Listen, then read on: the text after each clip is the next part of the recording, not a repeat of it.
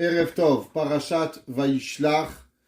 Baruch Hashem, plaisir de vous partager avec vous un shiur extraordinaire qui m'a bien plu dans la préparation. On a appris beaucoup de choses. Alors on va espérer vous transmettre cette beauté de la Torah que Kadosh Baruch Hu, il nous a donnée. Alors juste pour remettre un peu en contexte, qu'est-ce qui se passe? Nous avons Yaakov et Esav.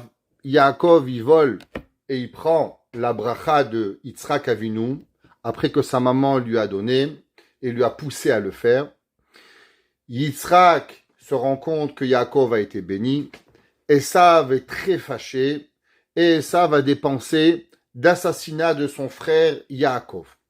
Chachamim nous disent, est-ce que Esav il voulait tuer Yaakov ou bien il voulait tuer même Yitzhak et il voulait créer la guerre Ishmaël avec Esav pour essayer de récupérer toutes les brachot. C'est pour ça marqué Yikrevu Yeme Evel Avi. Ils vont se rapprocher les jours de deuil. Et le Midrash il dit comment ils vont rapprocher les deuils de mon père à cause qu'il va amener Ishmaël. Il va créer une discorde entre Ishmaël et Yitzhak. Ishmaël va tuer Yitzhak. Et là, c'est moi qui va récupérer les brachot. Et c'est pour ça que Esav va se marier avec une fille d'Ishmaël en pensant que Esav va tuer Yitzhak et que lui va devenir le gendre de Esav, de Ishmaël, et il va vouloir récupérer la bracha. Yaakov Avinu, il part 14 ans à la yeshiva de Shem Ve'ever. Suite à ça, il va aller chez Lavan, il va travailler 7 ans. Après, il va se marier officiellement avec Rachel, mais il va se trouver avec Léa. Une semaine plus tard, il va se remarier avec Rachel, travailler 7 ans pour Rachel, travailler 6 ans pour avoir du bétail. En tout, il va partir et il va partir de la maison 20 ans, plus les 14 ans, ça fait 34 ans. À son retour, Yaakov Avinu va passer 2 ans de voyage depuis Haran, depuis la Turquie jusqu'à Israël, avec des millions d'animaux qui n'étaient pas faciles à voyager. Ça va durer en tout 2 ans le voyage et il va être absent de la maison de Yitzhak Avinu 22 ans plus les 14 ans. Les 14 ans ne sont pas comptés dans la punition de Yaakov qu'il n'a pas fait Kibud Avahem, mais il va être puni 22 ans et c'est pour ça que Yosef Hatzadik va s'absenter lui aussi 22 ans de la maison de son papa. Au moment où Yaakov Avinu il revient, Yaakov Avinu il sait qu'il va passer par Esav, alors il envoie des malachim à Esav, et Rashi nous dit malachim mamash, de véritables anges qui vont aller. Qui sont les anges que Yaakov Avinu il a envoyés? On verra dans la suite du cours, c'est qui ces anges? C'est pas marqué Vaishlach Malach, mais c'est marqué Vaishlach Malachim au pluriel. Donc combien d'anges il va envoyer?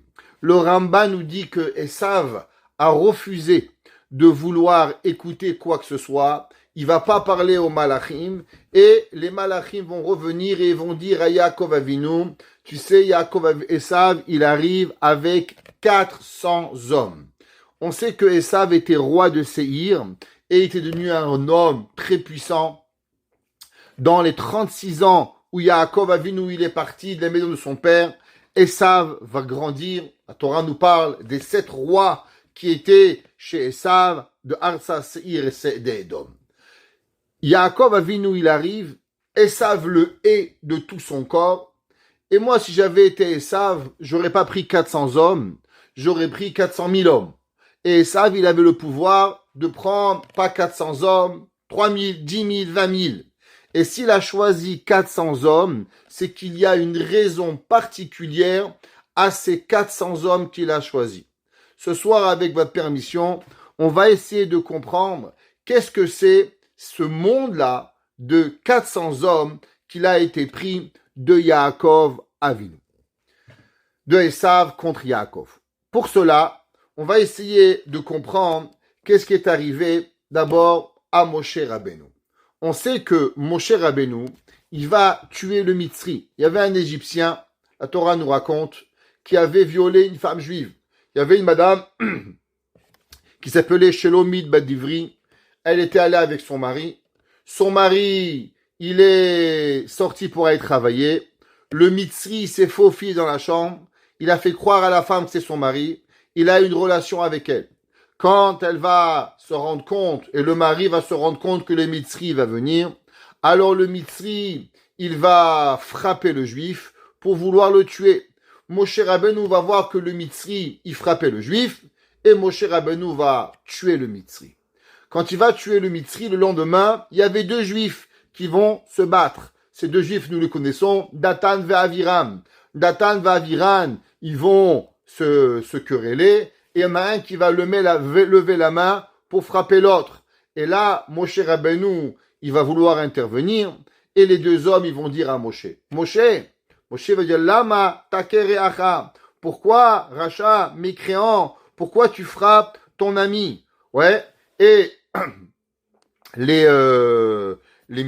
un des deux, Datan Vaviram, ils vont lui dire, Hale orgeni ata omer ka'asha haragta et amitzri. Est-ce que Hale hargeni, pour me tuer, ata omer, tu parles, ka'asher haragta et amitzri, comme tu as tué le Mitzri. Le Mégalé à Moukot, il pose une question et il dit, je comprends pas. Qu'est-ce que ça veut dire? Hale orgeni ata omer. Pour me tuer, tu parles. Moshe Rabbeinu, il parle pas. Moshe Rabbeinu, il a voulu séparer les deux Mitzrim pour pouvoir, les deux Juifs, pour qu'ils arrêtent de se frapper. Pourquoi il lui dit que Béhémet, qu'il va parler pour pouvoir le tuer? Il nous dit le Mégalé à Moukot, au nom du Harizal, par quel moyen Moshe Rabbeinu, il a tué le Mitzri? Un jour, je me rappelle, il y a à peu près 25 ans, j'étais à l'Yeshiva, j'enseignais, plus que ça en 98, ou à peu près 25 ans. Et là, il y a un enfant, je lui avais raconté la paracha de Vaishlach. Et il me dit, Rabbi, Moshe Rabbeinu, c'est comme Goldorak. Ceux qui connaissent Goldorak, les jeunes, ils connaissent plus Goldorak aujourd'hui. Mais avec les lasers dans les yeux, il a tué le Mitzri. Moi, j'avais même pas pensé dans ma vie un jour que Moshe Rabbeinu avait des lasers. Ça n'existe pas. Mais les enfants, malheureusement, ils avaient perdu la sensibilité de ce que c'est Moshe Rabbeinu. Et pour eux, Moshe, il avait des lasers dans les yeux. Mais maintenant, on est un peu plus intelligent. On va essayer d'expliquer. Qu'est-ce que ça veut dire qu'un homme, il regarde un homme et il le tue? Rashi dit qu'il a tué avec un Shem Amefourash. C'est quoi le Shem Amefourash que Moshe Rabbeinu a utilisé pour pouvoir tuer le Mitzri?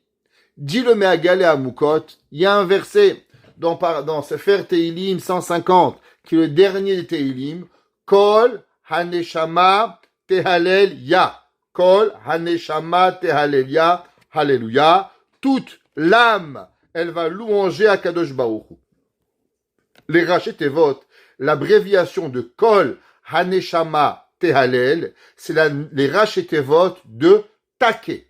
Nous dit le Harizal que quand Moshe Rabbeinu il a dit toute l'âme, elle va louanger Dieu, alors automatiquement, l'âme, elle est montée chez Akadosh Baruch Hu, l'âme du Mitzri, même que c'est un goy, mais il a quand même une âme quelque part, un Nefesh Behemi, et cette âme-là, elle est montée chez le Mitzri.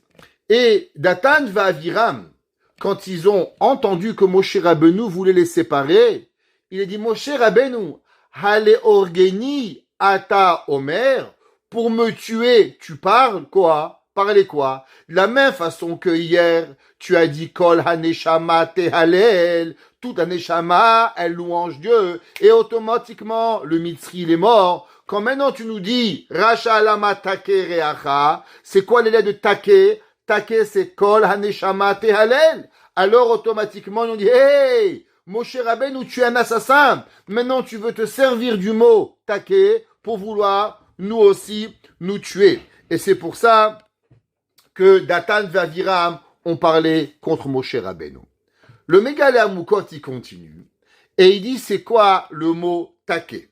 Il dit, le mot Take, il est aussi représentatif de trois mots, qui est Taf, 400, Kochot Hatuma, 400 forces du mal. Pour comprendre, qu'est-ce que ça veut dire les 400 forces du mal? Alors d'abord, on va dire et rapporter un Ramak, Rabbi Moshe Cordovero. On sait que le Harizal, Rabbeinu Yitzhak Luria, qui s'appelle, connu sous le nom du Harizal, le lion Zichrono Livracha, mais son nom c'est Rabbeinu Yitzhak Luria. il avait un maître en Kabbale qui s'appelait le Rabbi Moshe Cordovero. Rabbi Moshe Cordovero a été connu le plus grand Mekoubal et kabbaliste de la génération précédente, le Harizal. Il a écrit un livre qui s'appelle Pardes Rimonim. Dans le Pardes Rimonim, nous explique Rabbi Moshe Cordovero qu'il faut savoir que Akadosh Baruch Hu, tout ce qu'il crée d'un côté, il a créé de l'autre côté. Akadosh Baruch Hu, il a créé une balance qui est totalement parfaite. Pourquoi? Parce que s'il y a trop de mal, alors l'homme, il pourra dire à Dieu, eh ben Dieu, tu m'as créé mal. Akadosh Baruch Hu, j'avais plus de mal que de bien, alors c'est pour ça que je suis devenu mal. S'il y avait trop de bien dans le monde, alors l'homme, il va perdre le libre arbitre. Il ne peut pas avoir un libre arbitre de pouvoir regarder ce qui se passe parce qu'il est automatiquement poussé pour le bien.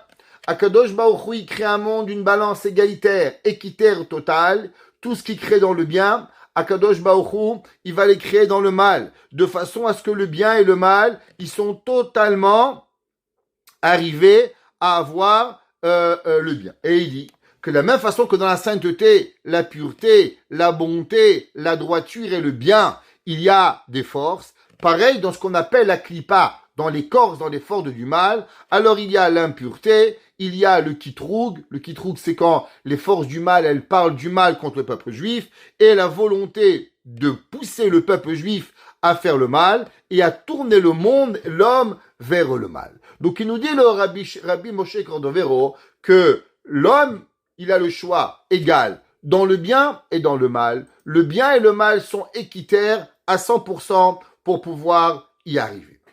Maintenant, on a vu qu'il y a Esav Aracha, il a utilisé 400 hommes.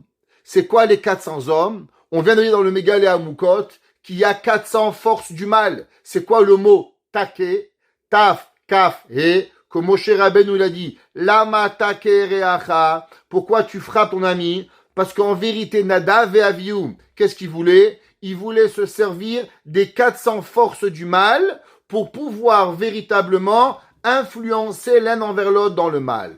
Et aussi, dans le bien, c'est le mot Kol Haneshama Tehalel. Kol Haneshama Tehalel, les mêmes lettres que Take. Maintenant, on voit que Esav, il va se servir de 400 hommes. Mais avant qu'on va se servir de 400 hommes, c'est quoi ce principe de 400? De où le chiffre 400, il provient pour pouvoir arriver dans le bien ou dans le mal? D'où proviennent ces forces du 400? Alors, ceux qui étaient au cours hier de Haché Yatsa, pour ceux qui ont pu venir, alors on a commencé à préparer le cours de ce soir. Comme vous savez, le cours, il met quelques heures et des fois des dizaines d'heures à être préparé. Et donc, hier soir, je vous ai donné le début du cours de ce soir dans la bracha de Haché Yatsar. Nous dit le Maor Vashemesh. Le Maor Vashemesh s'appelait Rav Kolonimutz Epstein, qui était le Talmid du Noam Elimelech Zechuto Yagen Alenu au XVIIIe siècle. Rav Kolonimutz Epstein a écrit un livre sur la Torah incroyable. Ceux qui lisent en hébreu peuvent le lire, ce livre extraordinaire pour nous expliquer. Et il dit le Rav Kolonimutz Epstein dans le Maor Vashemesh. D'abord, il faut savoir, comme on a expliqué hier, la création du monde, elle provient d'abord des Asara Sfirot, des 10 sphères, Chochma Bina Dat, Chesed Gvura Tiferet, Netzach Od Yesod Malchut. De là, Kadosh Baruch Hu, c'est quoi ces 10 sphères? Ce sont 10 canaux où Kadosh Baruch Hu, il va influencer le monde. Chaque canal, chaque sphira, elle donne Behemet une certaine force à l'homme. En vérité, on a déjà expliqué que dans les 3 premières sphirotes, Chochma Bina Dat, l'homme, il n'a pas de notion. Et dans les notions, il a combien seulement? Dans les 7 sphirotes du bas, ce qu'on appelle Netzach Neghi, Chesed Gvura Tiferet, Netzach Od Yesod Malchut. Ces 7 sphirotes-là, elles sont en vérité composées des 10 sphères, ce qu'on appelle Chochma Sheba Chesed, Gvura Sheba Chesed, et ainsi de suite, ce qui donne en tout 70 sphères. Ces 70 sphères, elles sont par rapport aux 70 nations du monde, et chacune des nations, elle veut attaquer le peuple juif par une des sphères, par Chochma Sheba Chesed, Gvura Sheba Chesed, Tiferet Sheba Chesed, et ainsi de suite, Et c'est pour ça qu'il y a 70 nations par rapport aux 7 sphères du bas de ce qu'on appelle, qui sont composées chacune des sphères de 10 sphères. Et c'est pour ça que la Torah a été donnée aussi en 70 langues pour combattre les 70 nations qui veulent à eux défaire ce que Akadosh Baruch Hu il va donner. Maintenant, il faut savoir qu'en vérité, de Akadosh Baruch Hu, il peut pas arriver le mal. C'est impossible. Il peut pas arriver l'envie de tuer. Il peut pas arriver l'envie de violer. Il peut pas avoir l'envie de faire aucun mal. Akadosh Baruch Hu, il peut pas envoyer au monde des envies négatives. Comme le verset, il écrit, et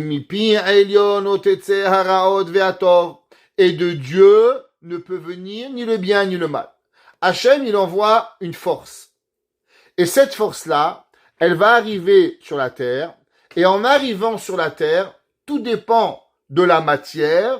Alors la matière, qui sommes nous, les animaux, les poissons, la terre, tout le monde animal, le monde aquatique, le monde des humains, le monde végétal, tous ces mondes-là vont recevoir la même force, mais par contre, elles vont recevoir la force d'une différente façon.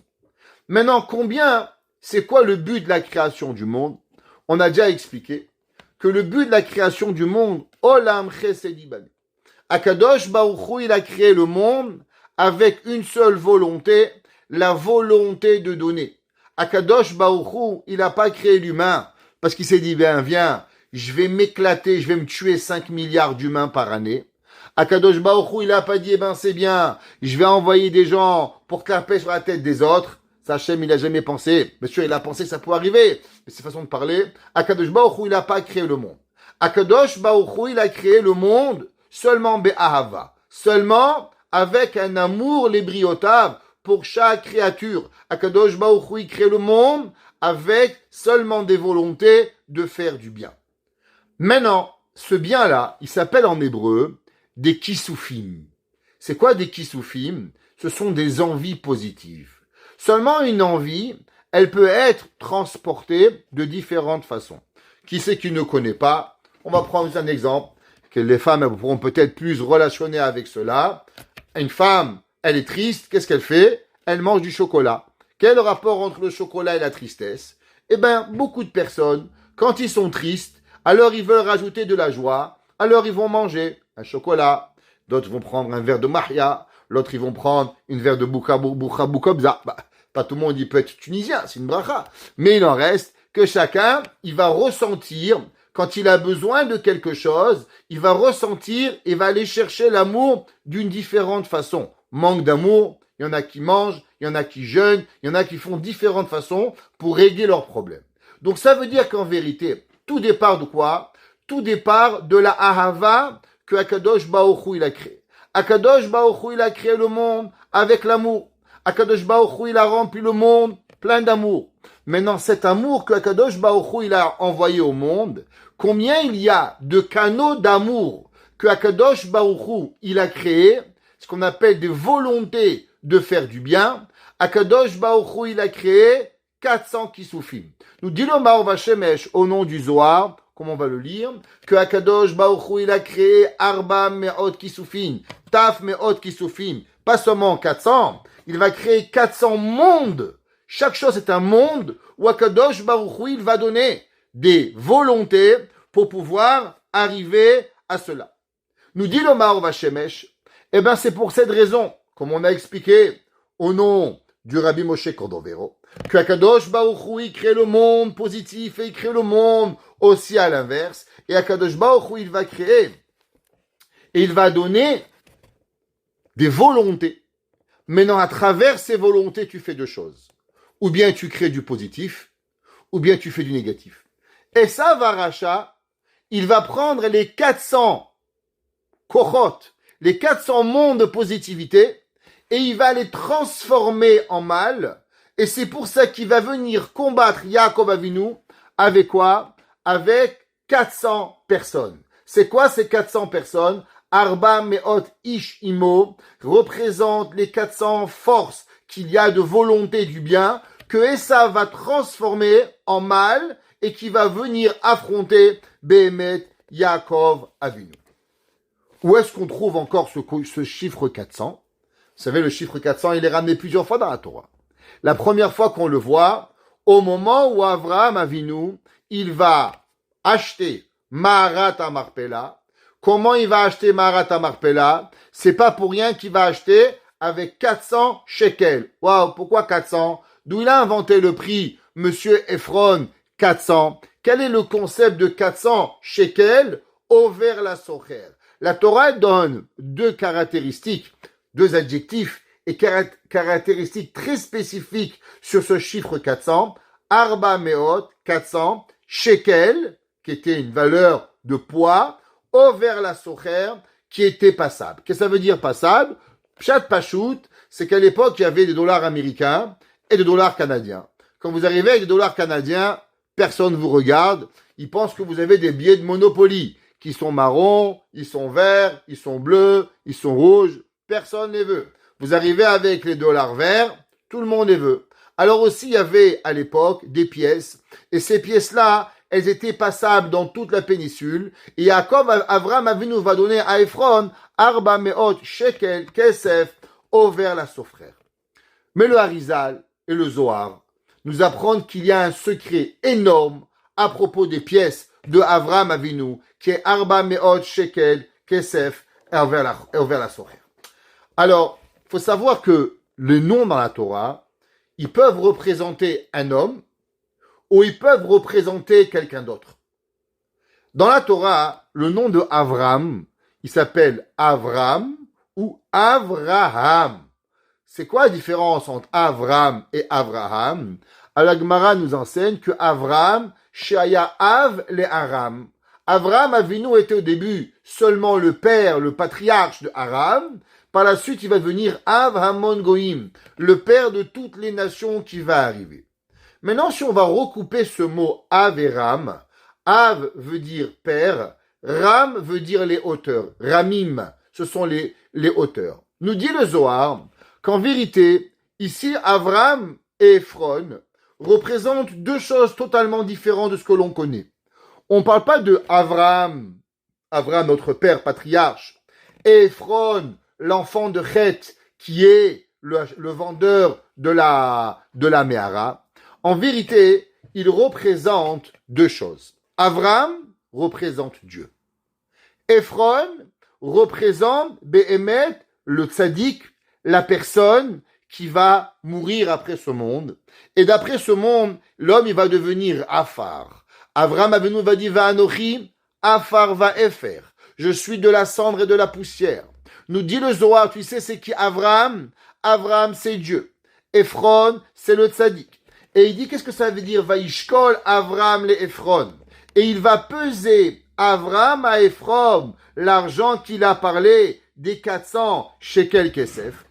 Il dit le Zohar dans Parashat Chayesara. Il dit, c'est quoi les 400 shekel, c'est quoi les 400 pièces? Les 400 pièces représentent les 400 volontés, les 400 mondes, ce qu'on a expliqué au départ, au nom du Ma'or Vachevesh, les Arba Meot Olamot Shel Kisufim, les 400 mondes de volonté, d'Ahava pour Akadosh Baruch Hu. Et c'est quoi Over la Socher? Et il dit que celui qui sait prendre ces 400 mondes, alors automatiquement il est capable de circuler dans tous les Olamot. Dans le monde en haut, il y a des millions de mondes. Des millions que vous n'avez même pas d'idée et que j'ai pas d'idée. Je suis pas mieux que vous. Des millions de Olamot. Et pour pouvoir passer d'un monde à l'autre, il faut un passeport. Comme ici au Canada, il faut un passeport. Je me rappelle un jour, il y a un Américain qui a voulu venir à un mariage au Canada. Il a passé la douane. Ils lui ont dit, vous avez un passeport? Il dit, non, mais je suis américain. Il m'appelle, il dit, tu t'imagines? Ils m'ont refusé l'accès au Canada. Mais je suis un Américain. Comment on me laisse pas rentrer? Mais tu peux être même un Mexicain si tu veux. T'as pas un passeport, tu rentres pas. Le mec, il est tellement sûr que les Américains ont tous les droits qu'il pouvait rentrer au Canada sans passeport. La vie, il faut un passeport. Dis le Zohar, c'est quoi le passeport pour pouvoir passer d'un des mondes à l'autre avec les millions de mondes? Il vous faut 400 passeports. Ces 400 passeports, c'est ce qu'on appelle les Arba Me'ot Alamad et Kisufin. Les 400 mondes de volonté de servir Akadosh Baruch Hu. et cela, il va apporter à la personne, et tout celui qui les a, alors automatiquement, il peut arriver. Maintenant, si c'est comme ça, alors on comprend pourquoi Yaakov Avinu, il a été capable de combattre Esav. Avraham Avinu représente le tzaddik. Titen Emet li Yaakov, on a déjà dit que Yaakov Avinu, il représente la perfection. La perfection, ça veut dire la personne qui va pouvoir traverser ce bas monde sans ressentir le moindre plaisir seulement pour Akadosh Baruch Hu. On peut pas être un demi-tzaddik et un quart de tzaddik. On peut pas être un demi-débile et un demi-chacham. Ou t'es chacham ou t'es débile. Ou t'es un voleur ou t'es un tzaddik. Mais entre les deux, ça fonctionne pas dans la vie. Quand t'es voleur, t'es voleur. Quand t'es rabbin, t'es rabbin. Quand t'es docteur, t'es docteur. Quand t'es plombier, t'es plombier. Mais tu peux pas être un plombier, docteur, chirurgien. À la fin, t'auras un balai dans l'oreille. Il n'y aura pas autre chose. L'homme, il doit savoir qui il est. Tzaddik, quand on dit tzaddik, c'est une personne qui touche la perfection. Qui a touché cette perfection? Yaakov Avinu. Yaakov titen emet, il est la vérité. Chotamo shel HaKadosh Baruch Hu emet. Emet, il est Yaakov, il est tout ce que l'on peut comprendre pour pouvoir arriver avec ces forces-là. On va voir que au moment où Yaakov, il va aller contre Esav, Esav, il arrive avec ses 400 forces du mal. Et Esav, il dit à Yaakov, Milecha kol hamachane hazer shepagashti. C'est quoi tout ça que j'ai attrapé? Qu'est-ce que ça veut dire? Il lui demande que, on sait que Yaakov Avinu, le Midrash, il nous enseigne que les malachim sont venus et ont frappé Esav. Qu'est-ce que ça veut dire que des malachim, ils frappent? Des malachim, vraiment, vous croyez qu'ils frappent la main sur un homme? Un homme, il frappe la main sur un juif, il est plus un juif, il s'appelle un racha. Un homme, il lève la main, la Torah dit racha lama takereacha. La Torah dit pas lama hiketa au passé, take, tu vas frapper. L'homme qui délève déjà la main, alors il est plus déjà appelé une personne qui est correcte. Alors vous pensez vraiment que les malachim, ils ont vraiment frappé Yaakov? Dit le Zohar, pas du tout. Mais chaque malach, il combattait Yaakov et Savaracha d'une des forces. Yaakov Avinu, il avait les 400 forces du mal, du bien. Esav, les 400 forces du mal. Et ensemble, Esav, il va se dire, mais qu'est-ce qui se passe? Comment un homme peut arriver à cette grandeur, cette hauteur, cette force de caractère, de pouvoir toucher les 400 mondes pour pouvoir y arriver de quelque chose qui est extraordinaire. Avec cela qu'on vient de comprendre, qu'on a compris qu'il y a les forces du bien et qu'il y a les forces du mal, et qu'en vérité, chaque chose, elle peut arriver à nous apporter au chiffre 400. Alors on va pouvoir comprendre une Gemara. La Gemara dans Masechet Shabbat, page 51, 1, 55, 1. La Gemara des Tunisiens, 55, rappelez-vous, 5, 1. La Gemara, elle ramène un verset dans Yechezkel. Le Navi Yechezkel nous rapporte que Akadosh Baruch Hu, malheureusement, il a voulu punir à un moment le peuple juif.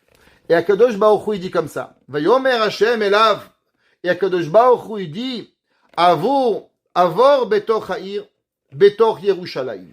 Yechezkel Hanavi prophétise la destruction de Jérusalem. Et Yechezkel Hanavi, Hashem, il lui dit, va au mauvais malach, va, et malheureusement, détruis Jérusalem. Vehatav, Vitveta tav al mitzrot à anashim. Et il lui dit traduquement littéral, et tu vas tamponner un tav sur la tête des hommes et des géants qui kotonasol betocha, parce que malheureusement tout le mal a été fait à Jérusalem. Dit la Gemara, de quoi nous parlons ici? La Gemara dit à Marlo, il lui a dit à Kadosh Baruch Hu le Gabriel. On sait que l'ange Gabriel, c'est l'ange de la punition. Il lui a dit l'ech, va, Verachem, et fais un signe, al metzar shel tzadikim, sur le front des justes, tav shel dio. Mets-leur ici une lettre comment on appelle ça, en dio, j'oublie comment on dit en français, ok, en dio, avec de l'encre, pardon, voilà, et que quand le malach Chabala, quand les anges de la mort, ils vont passer, tout celui qui aura sur son front une lettre Tav, alors le malach, il ne punira pas. Et celui qui aura pas la lettre Tav, alors automatiquement, il va être guéri. Et celui non, malheureusement, il va être puni. La Gemara, elle continue et elle dit, qu'est-ce que ça veut dire ce mot tav? De quoi on parle tav? La Gemara a dit, vous savez qu'est-ce que c'est tav? La Gemara a dit qu'en vérité, la lettre tav, elle est la lettre de deux mots opposés. La lettre de Tichye, tu vas vivre, et malheureusement la lettre de Tamout, que l'homme, il va mourir. Ça veut dire qu'en vérité, le 400, le Tav, il représente ce que tu veux. Il représente le bien ou il représente le mal. L'homme, il a le choix dans sa main, avec cette force qu'on va expliquer ce soir, de pouvoir choisir la vie, Tichye, ou bien Lo Alenu, il va savoir choisir l'opposé qui va arriver. Vous savez, c'est pas pour rien que la Gemara dans Ta'anit, la Gemara dans Ta'anit 5b, la Gemara elle nous enseigne et elle nous dit un verset que tout le monde connaît. Yaakov Avinu Lomet. Yaakov Avinu, il est pas mort. La Gemara dit pourquoi Yaakov Avinu il est pas mort? La Gemara dit mais on a embaumé Yaakov. La Gemara dit Mazaro Bechaim Afu Bachaim. De la même façon que la descendance de Yaakov vivra éternellement, alors Yaakov vivra aussi éternellement. Qu'est-ce que ça veut dire que Yaakov y vit éternellement? Eh bien, on vient d'expliquer que la lettre Tav, celui qui arrive à combattre les 400 envies du monde, ça veut dire qu'en vérité, combien il y a de Yetzer Hara dans le monde? Eh bien, tout le Yetzer Hara, il est 400. Ça veut dire que tout provient envie corporelle, envie de manger, envie de voir, envie d'entendre, envie de sentir, envie de s'amuser, envie de s'éclater, envie d'avoir envie. Il y a même des gens qui ont envie d'avoir envie. C'est la plus grande des envies, ça, Barminan. La Gemara a dit que le pire qui peut arriver à l'homme, c'est quand l'homme, l'humain, il n'a pas d'Yetzer Hara, mais il a envie d'avoir un Yetzer Hara. Il a envie d'avoir envie. Je pense que celui-là, c'est le champion des Yetzer Hara. C'est le pire d'avoir que l'homme il peut avoir. Et bien, à l'opposé, il y a aussi un Yetzer Hatov qui s'appelle l'envie d'avoir envie. Il y a des gens qui aiment tellement Hachem qu'ils ont envie d'aimer Hachem encore plus. Mais tu aimes Dieu. Mais je veux l'aimer encore plus. L'envie d'avoir envie. Toutes les envies du monde, elles sont 400. Et l'homme qui a succombé à ses envies, il s'appelle un mort. Pourquoi? Parce qu'une envie qui n'est même pas viable, une envie qui est passagère, elle va venir et elle va te prendre. Alors tu ne vaux rien, tu es mort.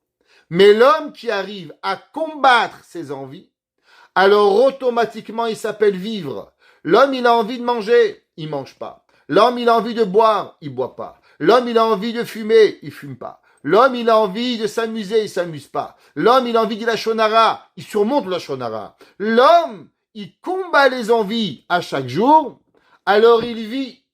Alors la Gemara nous enseigne, la Gemara dans Ta'anit, tu sais comment il s'appelle Yaakov? Yaakov Avinu Lomet. Yaakov peut pas mourir, parce que Yaakov, il a donné toute sa vie dans la vie. Yaakov, il a tué les envies, donc il vit. Mais celui qui vit les envies, alors il meurt. Celui qui vit les envies, alors il est rien. Et ça, Varacha, il est venu avec les 400 envies. Yaakov Avinu, avec quoi lui il arrive? Yaakov Avinu, il arrive à pouvoir expliquer. Le Mar Vashemesh, il explique ce que je viens de vous dire. Et le Mar Vashemesh, il dit que chaque envie que vous avez, chaque fois que vous avez faim, chaque fois que vous avez soif, chaque fois que vous avez envie de vous amuser, en vérité, qu'est-ce que c'est? C'est seulement le matériel, la matérialisation d'une envie sainte. Comme on a expliqué hier avec Nekavim, Nekavim, Chalulim, Chalulim. Au moment où l'homme, il devient une Nekeva, qu'il a un besoin de quelque chose, alors ça veut dire qu'il crée un vaisselle. Et ce vaisselle, il peut le remplir de deux choses. Vous savez que tous les Shabbats, on dit là à Tefila, et Yom Tov, on dit Sabe'enu mituvecha, vesamach nafshenu bishuatach. Qu'est-ce que ça veut dire? Sabe'enu mituvecha, rassasinu du bon, ouais, vesamach nafshenu, et réjouis-nous, ouais, bishuatecha. Chamim, ils expliquent, le Chida, il dit, Machal ema davar domé. Il y avait un jour un homme, il marche dans la forêt, il marche dans le désert, et il a soif, et il a soif. et il va mourir d'eau. Il n'a pas d'eau, il va mourir de soif. Et d'un coup, il voit une petite oasis, mais l'eau, elle est sale, l'eau, elle n'est pas propre, il a peur d'attraper la diphtérie. Et là, il a un doute, il se dit, qu'est-ce que je fais? Je bois ou je bois pas? Si je bois pas, je meurs. Je bois, attrape la diphtérie, mais au moins peut-être j'ai une chance de vivre. Qu'est-ce que je fais? Alors, il se dit, tu sais quoi? Je vais boire, je vais arriver à une ville, je vais prendre un médicament et je vais guérir. Au moins j'ai une chance, 50%. Alors il boit la mauvaise eau, l'eau qui est pas bonne, l'eau qui a un mauvais goût, et il continue à marcher. Et quand il passe la première colline, qu'est-ce qu'il voit? Il voit un oasis magnifique, un vrai, pas un faux, pas un mirage, une eau bleue, propre, avec des glaçons même si t'as envie. Et là il dit, mais quel idiot j'ai été, pourquoi j'ai pas attendu? Il dit à Kadosh Baruch Hu, c'est pareil. Sabe'enu mituvecha. Remplis-moi du bon. Ne me remplis pas de mauvais. Et après que maintenant c'est mauvais, j'ai plus de place de bon. Le Zohar nous enseigne Ma'or Vashemesh. Exactement le même principe. Chaque fois qu'il y a une envie, vous avez deux choix. Vous voulez aller vous amuser. Vous voulez aller vous éclater. Vous voulez aller vous défoncer. Tu peux. Tu peux aller au bar. Par mitzvah peut-être. Ouais, tu peux aller, ou bien tu viens à la yeshiva. En vérité, ton corps, il n'a qu'une envie. C'est de remplir son corps d'une ahava, de quelque chose que tu aimes. Ou bien tu te remplis d'amour, de Hakadosh Baruch Hu, ou bien tu te remplis d'amour de mal. Mais en vérité, les deux, c'est de là qu'ils proviennent pour pouvoir y arriver. Et comme on a expliqué avec Avraham Avinu et Ephron, les 400 shekels au vers la socher qui étaient passables. Maintenant, vous allez comprendre. Dans la Torah, vous allez trouver deux versets, deux mots, qui sont des homonymes, ouais, et pourtant, ils disent la même chose. Par exemple, comment on dit la pluie en hébreu? Alors, vous allez voir, la pluie, normalement, s'appelle Geshem, ouais, Mashiv Aruach ou Morid HaGeshem. La pluie s'appelle Geshem. Pourtant, ceux qui commencent la prière depuis quelques jours, on a commencé Barech Aleinu. Ouais, et Hashana Azot, vet kol minet tevuata veten, tal ou matar. Je comprends pas. C'est quoi matar? Matar, c'est la pluie. Mais tu m'as dit que c'est Geshem la pluie. Pourquoi il y a deux mots, à matar et à Geshem? Pourquoi des fois la Torah, on voit la Torah dit Venatati Gishmechem Be'artsechem, et Torah dit je vais vous donner de la pluie dans vos pays, ou bien Torah dans Sefer Devarim Venatati Matar Be'artsechem. Pourquoi des fois Hachem il parle de Matar et des fois il parle de Geshem? Pourquoi dans la Tefila on dit Mashiva Ruach Hu Morida Geshem et de l'autre côté on dit Veten Tal Hu Matar? Des fois on emploie un mot, des fois on emploie l'autre mot. Nous disent Chachamim quelque chose d'extraordinaire. C'est marqué dans le Rabbi Menachem Mendel de Riminov, Zechuto Yegen Alenu, dans le Sefer Menachem Tzion. Il dit Rabbi Menachem Mendel de Riminov, vous savez, en vérité dans la vie, il y a ce que Hachem y donne et il y a ce que tu reçois. Le mot matar, c'est en vérité ce que Akadosh Baruch Hu y donne. Ça, c'est la force spirituelle de la pluie. Hachem du ciel, il n'a pas de pluie. Hachem, il est au-dessus des nuages. Hachem, il est au-dessus des mondes. Tu crois que le bon Dieu, il a des arrosoirs pour t'arroser le soir? Akadosh Baruch Hu, il n'a pas d'arrosoir. Akadosh Baruch Hu, il n'a pas besoin de réserve d'eau. Comment elle s'appelle? La bracha de la pluie.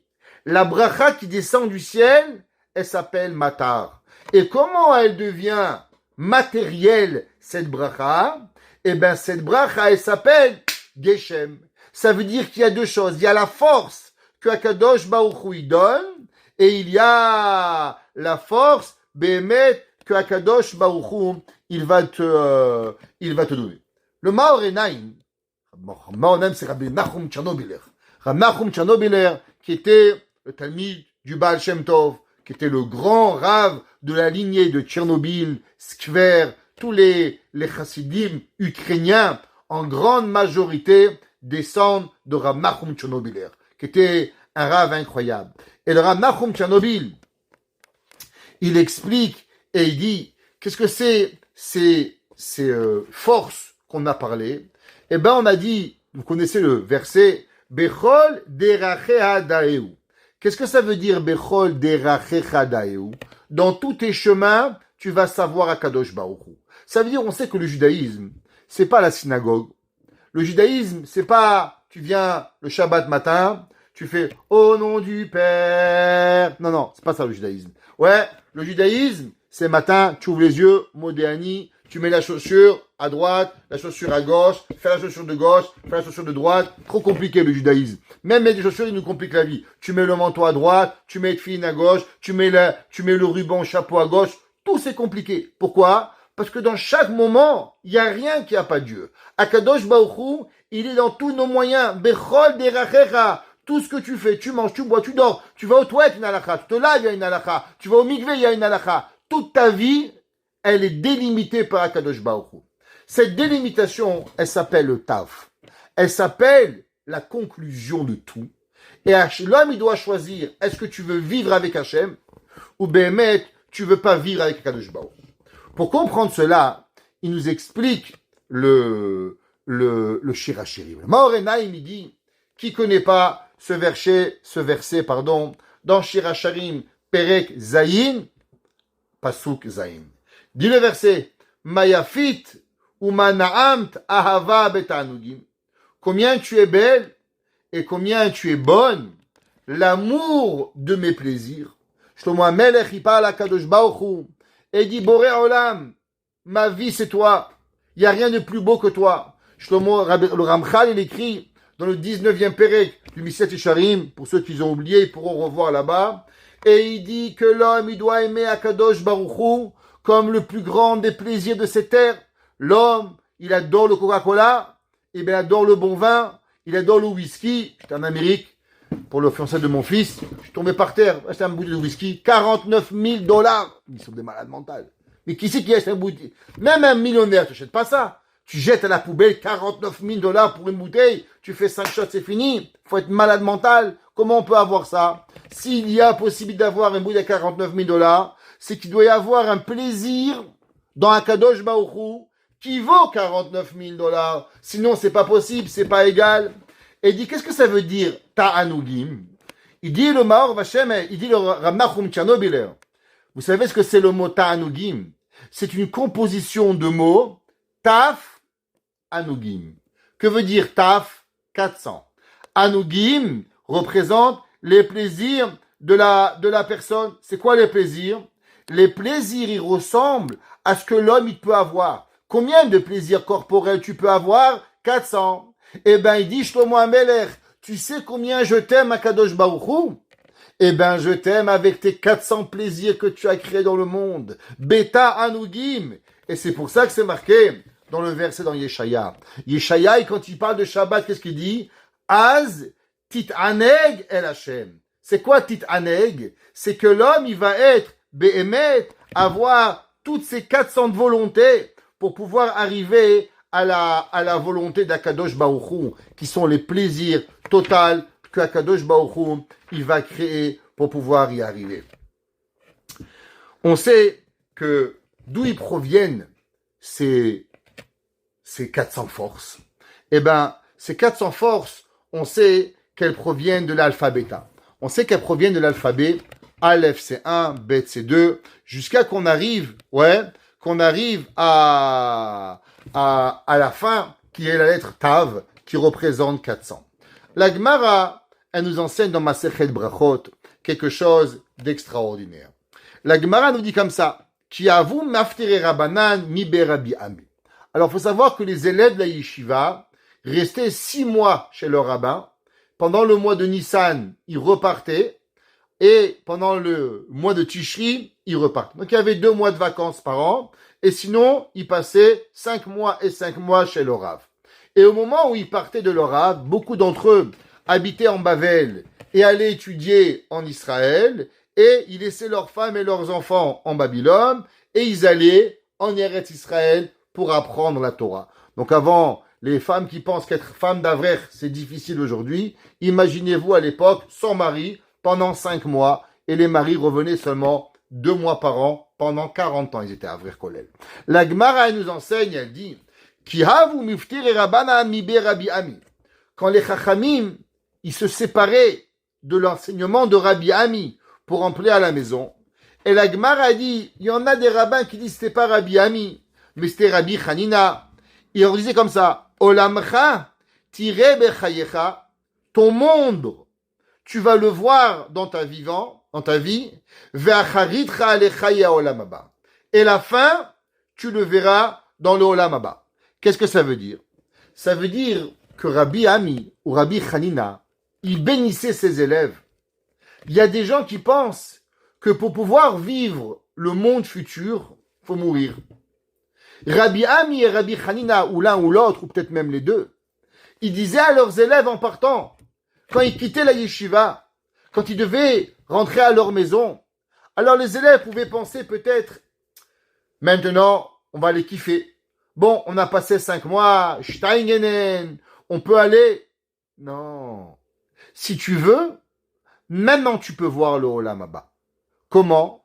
Quand l'homme, il va savoir changer les plaisirs de la vie avec des plaisirs de Dieu. Ça veut dire au moment où l'homme, il est capable de transformer ses volontés matérielles en volontés spirituelles, alors il leur disait, Olamecha tire bechayecha, ton monde, Olam Haba, tu vas le voir de ton vivant, ve'acharitcha alechaye Olam Haba, et tous tes plaisirs, tu pourras les voir dans ce bas monde. On pourrait expliquer, avec un peu plus d'explication, le fameux verset dans Tehillim, on sait dans Pérec 19, Pasuk 9. Le verset dans Tehillim, il dit, Torah Hashem temima, la Torah de Dieu, elle est complète, ou meshivat nafesh, et elle refait vivre l'âme de la personne. Qu'est-ce que ça veut dire? Le verset dit, Pekoudé Hashem et Shalim et Samprelev, les ordonnements de Dieu, les ordres de Dieu, ils donnent, ils sont droits, ils réjouissent la personne. Mishpete Hashem emet, les lois d'Akadosh Baruch Hu, elles sont droits, Tzadeku Yardav, elles sont justes ensemble. Anechemadim Mizahav, elles sont plus belles que l'or, ou Mipazra avec des plaques d'argent, ou Metukim Midevash, et plus douces que le miel. Venofet Soufim. Qu'est-ce que ça veut dire? Ça veut dire qu'en vérité, nous dit David Ameler, comment l'homme, il est capable d'avoir des plaisirs. C'est marqué, il nous dit Rabbi Rucham Levinstein. Allez voir un petit rabbin. Il dit, monsieur le rabbin, c'est quoi la plus belle chose? Il dit, mon fils, c'est la Torah. J'ai dit, monsieur le rabbin, t'es déjà parti en boîte. T'as déjà fait du bateau. T'as déjà fait de l'avion. T'as déjà fait du parachute, t'as fait du Scooby-Doo, t'as fait de la plongée sous-marine. Qu'est-ce que tu as fait? La Torah, tu connais que ça. Il dit Rabbi Yochanan Evinstein, Shlomo HaMelech, Amar Kohelet, Akol Hevel, qui Akol Havel. Shlomo HaMelech, Bechokmato, il écrit et il dit, moi, David Shlomo HaMelech, j'ai parcouru le monde. J'avais 1000 femmes, 10 000 concubines. Il a eu Shlomo HaMelech. Il a eu tous les plaisirs du monde. Mais à la fin de tout, il dit Shlomo HaMelech, j'ai kiffé toute ma race. Moi, je peux savoir c'est quoi le plaisir. Et le plaisir, Hakol Havel, c'est la Torah. David HaMelech ou Melech Israël. Comment l'homme, moi, vous pose une question. Vous savez, des fois je voyage, je vais à New York, mais je vous promets, le cours du mercredi et du jeudi, il n'y a pas de prix. Si je pourrais revenir en avion, pour kiffer préparer le cours, je le ferai. Si je pourrais trouver un avion qui me ramène le mercredi pour revenir, pour avoir la joie de donner la Torah, le cours du mercredi, c'est mais difficile. Hier, on n'a pas pu donner le cours. Je vous promets, j'avais les rages dans moi qui n'avaient pas le cours. Pourquoi? C'est un moment de Torah tellement intense qu'il n'y a pas de prix. On peut pas lâcher la Torah.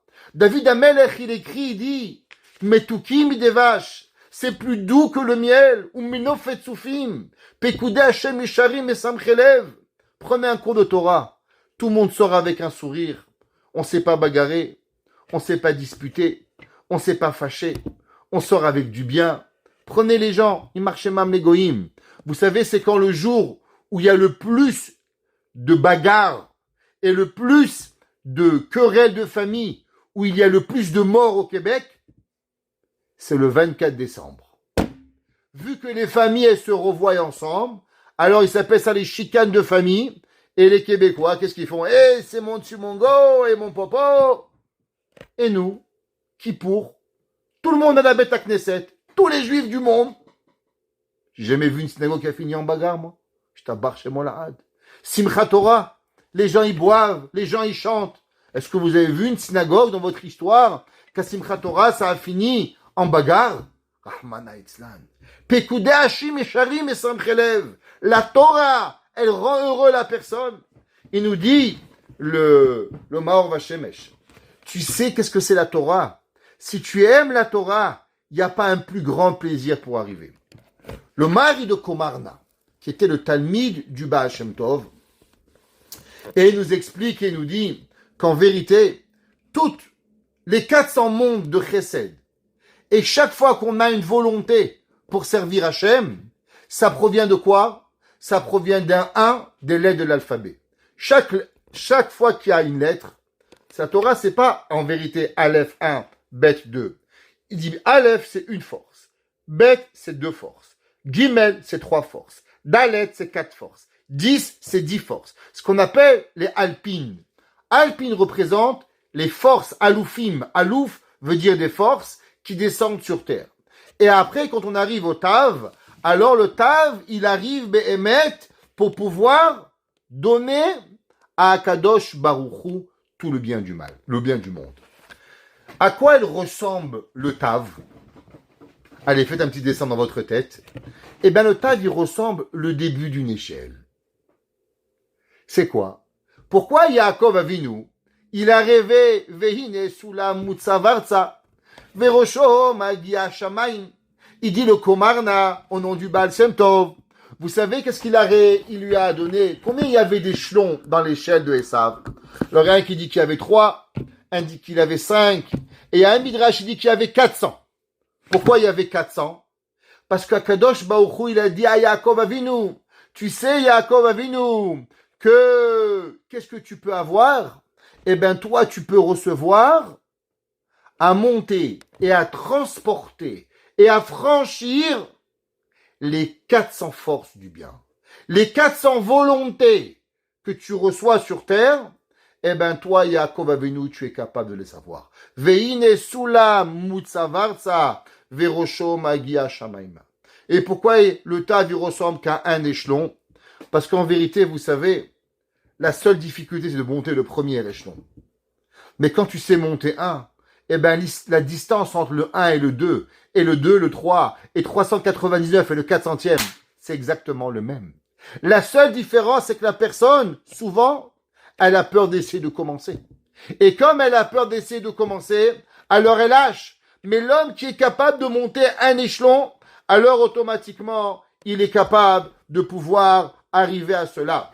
La Gemara dit, dans Masechet Brachot 63b, la Gemara dit, Amar Rish Lakish. La Rish Lakish nous enseigne, la Gemara dit, d'où est-ce qu'on sait ça marqué Zot Chukat Torah, Adam ki Amud Baoel. Voici les lois irrationnelles de la Torah, un homme qui va mourir dans une tente. Il dit, Rish Lakish, qu'est-ce que ça veut dire? Pour nous apprendre, Minaim she'en divrei Torah mitkaimim, el abemi shemimitatzmo alea. Que la Torah ne peut exister seulement sur celui qui se tue à la Torah. Qu'est-ce que ça veut dire, celui qui se tue à la Torah? Ça veut dire qu'en vérité, vous savez que nous enseigne le Kutzot HaChoshen, dans le Sefer Shav Shmatata. Shmatata, c'est un commentaire qu'il a écrit pendant ses Shiva Brachot. Nous, pendant Shiva Brachot, on s'amuse, on fait voyage de noces. Il y avait un Rav, il s'appelait Rav Tzvi à Cohen, qui était le Shav Shmatata, le Kutzot HaChoshen. Et ben lui, il va écrire un livre de 7 chapitres, de milliers de preuves, que chaque jour dans ses Shiva Brachot, il va faire un commentaire. Et qui va rester, pour depuis 300 ans, le livre d'études de toutes les yeshivas. Shav Shmatata. Et il va l'écrire pendant quand? Eh bien, pendant ce Sheva Brachot. Et le Shav Shmatata, il demande, pourquoi dans la première partie du Kriyat Shema, hier j'ai demandé au cours combien il y avait de mots dans le premier verset de Kriyat Shema. Pas beaucoup de gens savaient qu'il n'y avait que 6. Quand je leur ai demandé combien il y avait de mots dans le premier paragraphe de Kriyat Shema de Ve'ahavta, malheureusement, il n'y a personne qui savait, mais il y en a 42. Il y a 42 mots par rapport à Vedibarta Bam. Torah nous dit Vedibarta Bam. De quoi c'est quoi Bam? Bam, c'est les 42 mots qu'il y a dans le Ve'ahavta. Mais c'est pas tout. La Gemara dit Vedi barta bam velo bedvarim betelim. Tu parleras de Torah et tu parleras pas de bêtises. Dis le Shav Shvatata, j'ai une question. Il y a deux parties du Kriyat Shema importantes. Shema ve'ahavta, ve'ayim shamoa. Dans la partie de ve'ayim shamoa, il y a là-bas des brachot. Je vais te bénir, tu vas manger, tu vas avoir plein de brachot. La première partie du Kriyat Shema, il n'y a rien de tout ça. Que des ordonnances. Il n'y a pas un petit peu d'argent, un petit peu, une petite maison, quelque chose de sympa. Pourquoi il n'y a rien donné dans le Kriyat Shema? Il dit le Shav Shvatata, c'est simple. Parce que la Torah, elle ne peut s'acquérir seulement si la personne n'a aucun profit de ce bas monde. Tu profites, il n'y a pas de Torah. La Gemara nous dit, il y avait un rabbin. Demain c'est Shabbat. Alors écoutez bien, il y avait deux personnes qui avaient toujours du radis.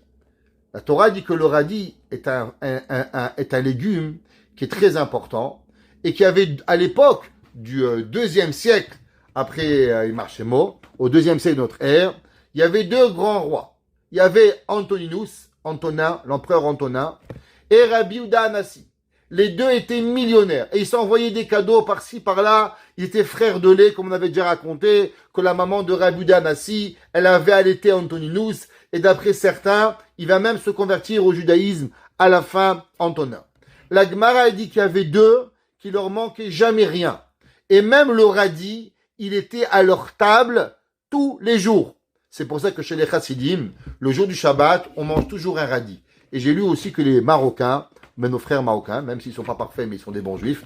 Je rigole avec vous, vous inquiétez pas. C'est juste pour charrier mes copains tunisiens qui sont devant moi, qui adorent, avec le sourire qui va exploser. Alors, les juifs marocains ont une super coutume aussi de manger du radis le vendredi soir. Pourquoi?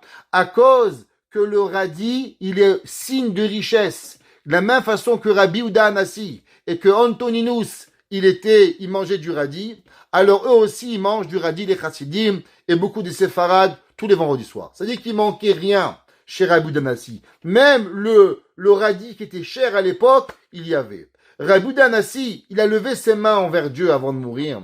Il a dit, Dieu, aucun de mes doigts n'a profité de ce bas monde. Et la question, elle est comment c'est possible qu'en vérité, on peut vivre sans profiter du monde?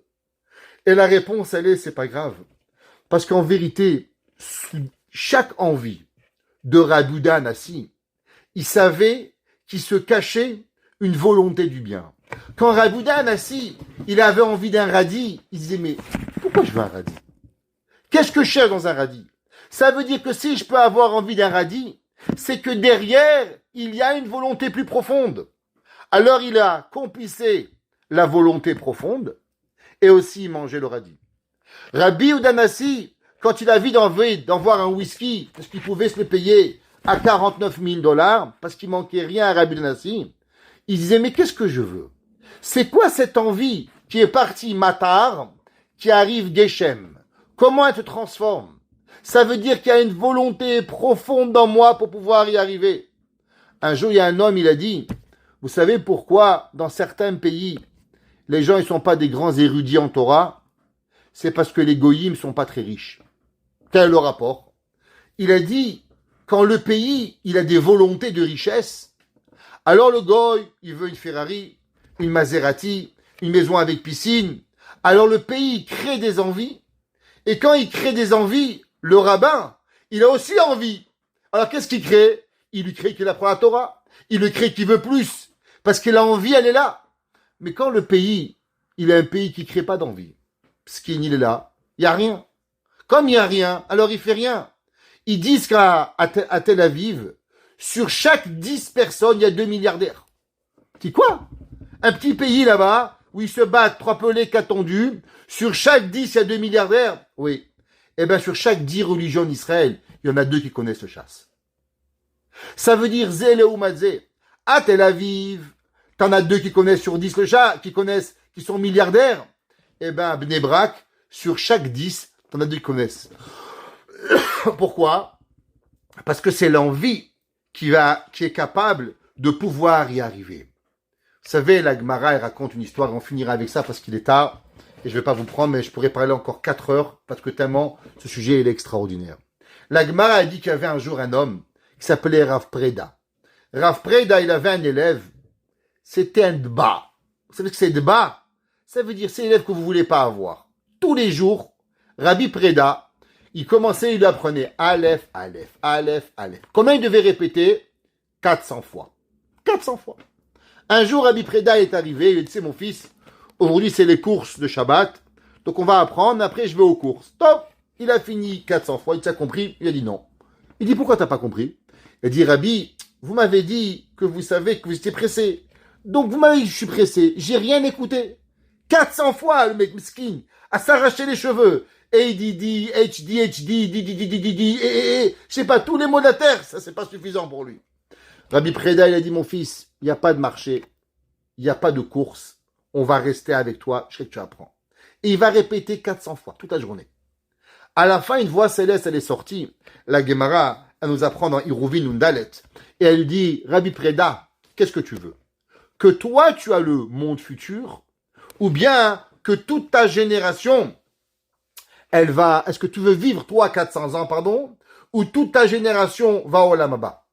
Rav Preda, il a dit que ma génération entière va au Olam Haba.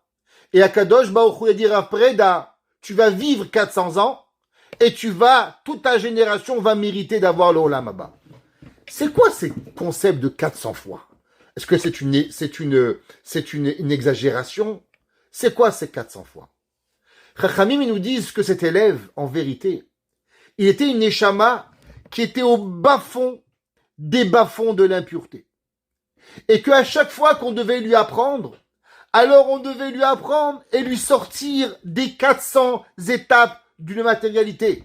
Il était totalement entier dans la matérialité. Et Rav Preda le sortait à chaque fois. Que veut dire le mot Preda?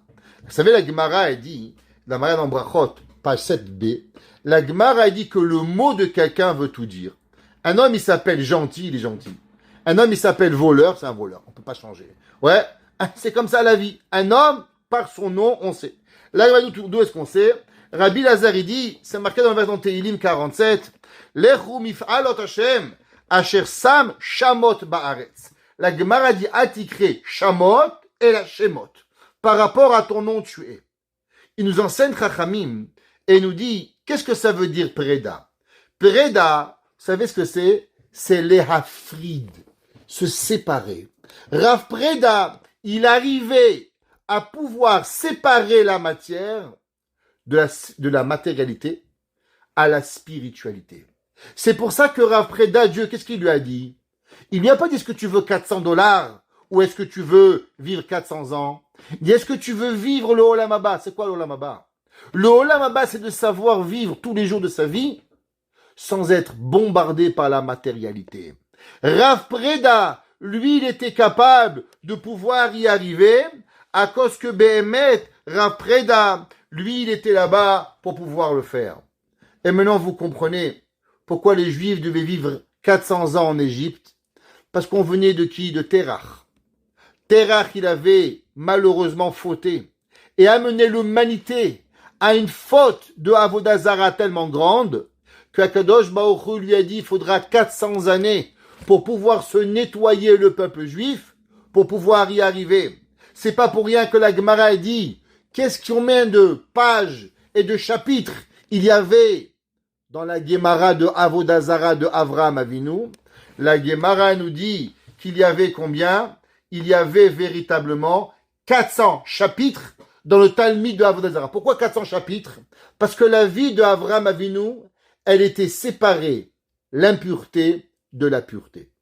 Et on finira avec ce verset qu'on connaît tous les Shabbats. On dit Az tit aneg el Hashem. C'est quoi tit aneg el Hashem? Tit aneg, il y a deux taf. Eh ben nous disent Rachamim, vous savez, le seul jour dans la vie où en vérité on peut avoir tous les plaisirs. Les plaisirs spirituels et les plaisirs matériels. Si vous prenez les 400 plaisirs matériels et les 400 plaisirs spirituels, ça vous fait combien? 400 et 400.